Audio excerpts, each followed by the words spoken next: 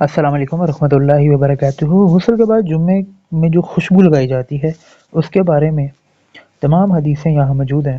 حضرت اکمہ رضی اللہ عنہ بیان کرتے ہیں، اس حدیث میں بھی آتا ہے کہ رسول صلی اللہ علیہ وسلم نے یہ بو محسوس کی، یعنی کہ اونی لباس پہننے کی وجہ سے پسینہ آ جاتا تھا جس کی وجہ سے بو پھیل جاتی تھی، ٹھیک ہے۔ تو نبی صلی اللہ علیہ وسلم نے یہ بو محسوس کی اور فرمایا جو یہ جمعے کے دن ہو تو غسل کرو، اور جو بہترین تیل اور خوشبو میسر ہو استعمال کرو، ٹھیک ہے۔ ابن عباس رضی اللہ عنہ نے فرمایا پھر اللہ نے مال عطا کر دیا تو انہوں نے غیر اونی کپڑے پہن لیے، کام کرنے کی ضرورت نہ رہی، ٹھیک ہے۔ یہ ایک لمبی حدیث ہے، یہ پہلے بھی گزر چکی ہوئی ہے، آپ پچھلا لیکچر دیکھ سکتے ہیں۔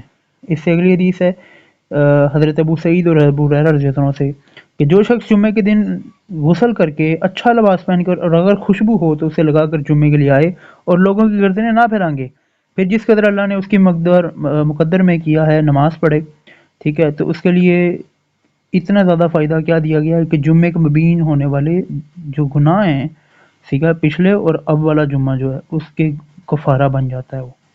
اسی طرح اگلی حدیث ابو سعید خدری سے کہ نبی صلی اللہ علیہ وسلم نے فرمایا کہ جمعے کے دن ہر جوان پر غسل، مسواک اور خوشبو لگانا اگر میسر ہو تو ضروری ہے، ٹھیک ہے۔ اسی طرح اس سے اگلی حدیث حضرت سلمان سے بھی کہ تیل لگائے اور اپنے گھر میں موجود خوشبو لگائے، ٹھیک ہے۔ اس میں بھی یہی ہے کہ ایک سے دوسرے جمعے کے درمیان کے جو والے گناہ ہیں وہ بخش دیے جاتے ہیں۔ اس سے اگلی حدیث حضرت عبداللہ بن عباس رضی اللہ عنہ نے کہ تیل اور خوشبو استعمال بھی ضروری ہے تو آپ نے فرمایا کہ مجھے معلوم نہیں، یعنی کہ فرض نہیں ہے، ٹھیک ہے، یہ ہے کہ لگا لو تو بہتر ہے، سنت بھی ہے۔ اس سے اگلی حدیث بھی اسی طرح ہی ہے کہ خوشبو کے متعلق وہ کہتے ہیں کہ مجھے علم نہیں۔ اس سے اگلی حدیث ہے جناب عمر بن شعیب اپنے والد حضرت عبداللہ بن عمر بن عاص رضی اللہ عنہ سے نبی صلی اللہ علیہ وسلم سے راوی ہیں کہ آپ صلی اللہ علیہ وسلم نے فرمایا جس نے جمعے کے روز غسل کیا اپنی اہلیہ کی خوشبو استعمال کی۔ اب دیکھیں جس کے پاس خوشبو نہیں ہے وہ اپنی اہلیہ کی خوشبو بھی استعمال کر سکتا ہے۔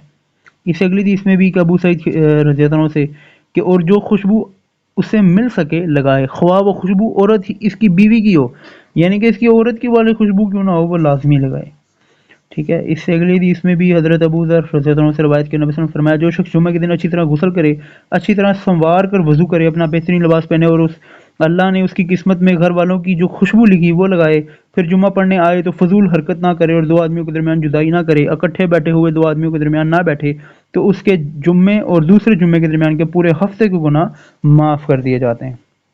اسی طرح اگلی حدیث حضرت عبید بن سباق رحمۃ اللہ علیہ مرسل روایت کرتے ہیں کہ رسول صلی اللہ علیہ وسلم نے کسی جمعے میں فرمایا مسلمان اللہ نے اس دن کو عید قرار دیا، یعنی کہ جمعے کو، پس تم اچھی غسل کرو اور جس شخص کے پاس خوشبو ہو تو وہ اسے لگا لے، اس کے لیے کوئی مذائقہ نہیں اور مسواک کرے۔ اس سے اگلی حدیث نافع کی حضرت روایت ہے کہ حضرت عبداللہ بن عمر رضی اللہ عنہما جب بھی جمعے کے لیے جاتے تو تیل اور خوشبو ضرور لگایا لیتے تھے، الا یہ کہ وہ حالت احرام میں ہوتے۔ اب دیکھیں یہ حالت احرام میں ہے تو وہ نہیں، اس کے علاوہ آپ لگا سکتے ہیں۔ اسی طرح اگلی حدیث میں ابن عباس جو خوشبو لگاؤ کے بارے میں پوچھا گیا تو عبداللہ بن عباس نے کہا کہ خوشبو کے بارے میں مجھے علم نہیں جبکہ غسل کے بعد درست ہے، ٹھیک ہے۔ اس سے اگلی حدیث بھی اسی طرح کہ غسل کرو اور اپنے سر ڈھو اگرچہ تم جنبی نہ ہو اور خوشبو بھی لگاؤ، ٹھیک ہے۔ اس سے اگلی حدیث میں سیدنا برا بن عازب رضی اللہ عنہ کہتے ہیں کہ رسول صلی اللہ علیہ وسلم نے فرمایا مسلمانوں پر حق ہے کہ وہ جمعے کے دن غسل کریں اور خوشبو لگائیں اگر ان کے گھر والوں کے پاس ہو، اگر نہ ہو تو پانی ہی سب سے زیادہ پاکیزہ ہے۔ اسی طرح اگلی حدیث ایک انصاری بزرگ سے کہ رسول صلی اللہ علیہ وسلم نے فرمایا جمعے کے دن غسل کرنا، خوشبو لگانا، مسواک کرنا ہر مسلمان پر حق ہے۔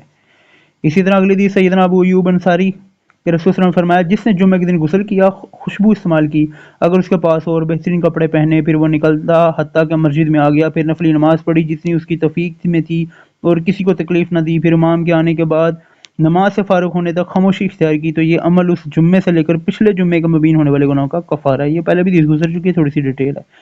اسی اگلی حدیث سے سیدنا ابو الدرداء رضی اللہ عنہ سے کہ اگر اس کے پاس خوشبو ہو تو وہ بھی استعمال کرے۔ اس میں بھی یہی ہے کہ جمعوں کے درمیان والے گناہ بخش دیے جاتے ہیں۔ تو ان سے یہ پتہ لگا کہ یہ اعمال ہیں غسل کرنا، تیل لگانا، خوشبو لگانا، اپنے آپ کو پاک صاف رکھ کے جانا اور کسی کو تنگ نہ کرنا، خاموشی اختیار کرنا، خطبہ اچھے سے سننا، تو گناہ جو ہے وہ معاف ہو جاتے ہیں ایک جمعے سے پچھلے جمعے تک کے۔ اللہ پاک سے ہم دعا کرتے ہیں اللہ پاک ہمیں ہدایت دے، ہدایت کا ذریعہ بنائے، عمل کرنے کی توفیق دے۔ اللہ پاک سے ہم پناہ مانگتے ہیں تمام برائیوں سے، شیاطین سے، منافقین سے، تمام غرور و تکبر سے اور ایسی تمام چیزوں سے جو ہمیں دوزخ کی طرف لے کے جانے والی ہیں، عذاب کی طرف لے کے جانے والی ہیں۔ اللہ پاک ہمیں اپنی پناہ عطا فرمائے۔